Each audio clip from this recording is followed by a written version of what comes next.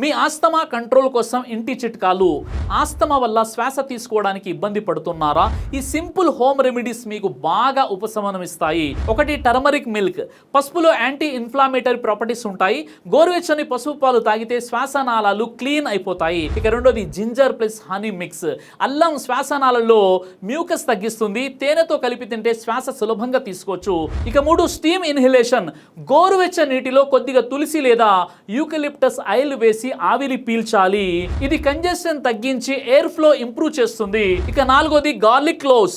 వెల్లుల్లి anti oxidants తో lungs ను బలంగా ఉంచుతుంది. ఉదయం 2-3 వెల్లుల్లి రెబ్బలు గోరువెచ్చని నీటితో తింటే ఆస్తమా సిమ్టమ్స్ తగ్గుతాయి. ఇక ఐదోది, బ్రీతింగ్ ఎక్సర్సైజ్. డైలీ 10 నిమిషాలు బ్రీతింగ్ ఎక్సర్సైజ్ చేస్తే లంగ్స్ కెపాసిటీ అనేది పెరుగుతుంది.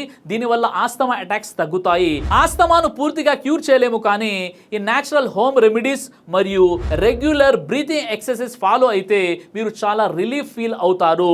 ఈ వీడియోని లైక్ చేసి షేర్ చేయండి.